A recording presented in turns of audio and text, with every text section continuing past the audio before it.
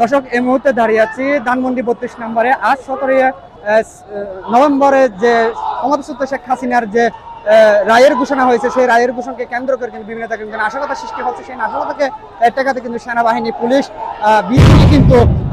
BGB কিন্তু নিরাপত্তা দিচ্ছে। তবে কিন্তু ধানমন্ডি 32-এ কিন্তু এখানে কিন্তু উৎসব জনতা কিন্তু এখানে কিন্তু জড়ো হয়েছে। কিন্তু সেনাবাহিনী, পুলিশ কিন্তু এখানে কিন্তু তাদেরকে কিন্তু সরিয়ে নেওয়ার জন্য কিন্তু বিভিন্ন গ্র্যান্ড সাউন্ড কিন্তু নিক্ষেপ করছে। কিন্তু আমি যে আমার পিছনে যদি দেখা, কিন্তু সেনাবাহিনীর টহল কিন্তু রয়েছে। তারা কিন্তু ভিতরে কিন্তু 32 নম্বর বাঙ্গানোর যারা বাংতে এসেছিল তাদের কিন্তু যেন ভিতরে যেন ঢুকতে না পারে, তারা কিন্তু ভিতরে নিরাপত্তা দিচ্ছে। কিন্তু পাশাপাশি কিন্তু তারা কিন্তু ভিতরে না যাওয়ার জন্য কিন্তু উৎসব জনতা যারা রয়েছে তাদেরকে কিন্তু তাড়িয়ে দেওয়ার জন্য বিভিন্ন সাউন্ড গ্রেড কিন্তু নিক্ষেপ করছে। ইতিমধ্যে কিন্তু ব্যাপক কয়েকটি সাউন্ড গ্রেড কিন্তু নিক্ষেপ করেছে। যদি আমি যে একটু দেখি, সেনাবাহিনী কিন্তু এদিকে কিন্তু তাদেরকে কিন্তু নিরাপত্তা দেওয়ার সাথে কিন্তু তাদেরকে কিন্তু মোকাবিলা করতে, যেন 32 নম্বর যেন আগে যেভাবে ভাঙানো হয়েছে গত এক বছর, কিন্তু আবার কিন্তু এবছর কিন্তু আজকে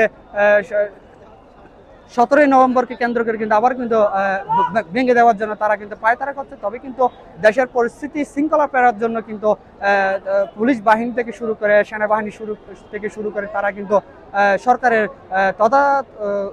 তদাকরি থেকে শুরু করে তারা কিন্তু এখানে কিন্তু নিরাপত্তা দিয়ে যাচ্ছে। তবে কিন্তু উৎসব জনতা যারা রয়েছে, আওয়ামী লীগ বিরোধী যারা রয়েছে, তারা কিন্তু যে বিভিন্ন জায়গায় অগ্নিসংযোগ দেওয়ার কারণে আওয়ামী লীগকে একেবারে ভূপাতিত করে দেওয়ার জন্য কিন্তু তারা কিন্তু 32 নম্বরে কিন্তু আবার কিন্তু হামলা করার কিন্তু তারা কিন্তু চেষ্টা চালিয়ে যাচ্ছে। তবে কিন্তু অন্তর্বর্তী সরকারের যে অধীনে যে বাহিনীগুলো রয়েছে তাদেরকে কিন্তু নির্দেশ দেওয়া হয়েছে যেন 32 নম্বর যেন ভিতরে যেন কেউ যেন ঢুকতে না পারে। তবে যদি এদিকে যদি একটু দেখায়, তবে কিন্তু উৎসব জনতা কিন্তু ভিতরে কিন্তু প্রবেশ করার জন্য তারা কিন্তু চেষ্টা চালিয়ে যাচ্ছে। সেই চেষ্টা কিন্তু বানচাল করার জন্য, সেই চেষ্টাকে রুখে দেওয়ার জন্য কিন্তু পুলিশ কিন্তু ইতিমধ্যে কয়েকটি গ্র্যান্ড সাউন্ড ছুটে মেরেছে, যেন পরিস্থিতি যেন অনুকূলে থাকে, যেন রায়ের ঘোষণাটা কিন্তু যেন স্বাভাবিক হয়। সেই স্বাভাবিক মধ্যে দিয়ে যেন শেখ হাসিনা কিন্তু রায় যেন স্বাভাবিক হয়।